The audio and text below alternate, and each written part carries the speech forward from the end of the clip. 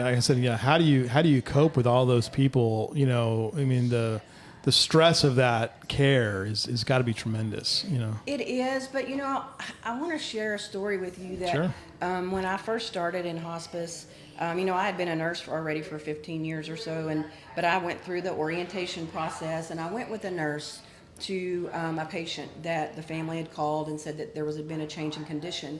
And so I went with the nurse, and we walked in, and there was this petite little woman.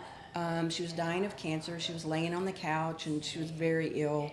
And she was surrounded by these three big burly men. You know, they were trying to take care of her, but you could tell we're just unsure of what to do. Yeah. right? And it was just, you know, your heart, you know, just bled for them. Right. And so it was her husband and her sons.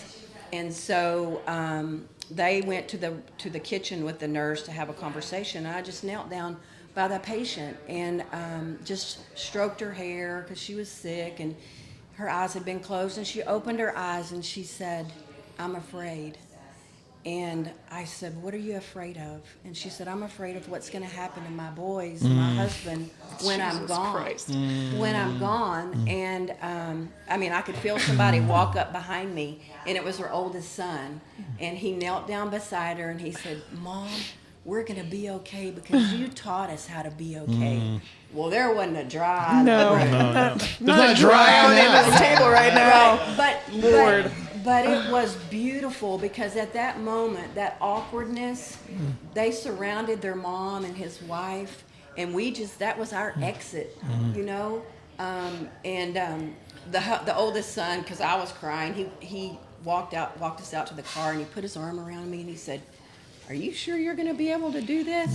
And I said, "If I didn't feel this, then I would need to leave. Right, then Yeah. I don't need to be doing Yeah. it." That's how we keep going. Man. Right. It's those moments Yeah. that just feed you. Yeah. And change your life. Yeah. Change your life as an individual, as a professional, as a mom, as a wife, a daughter.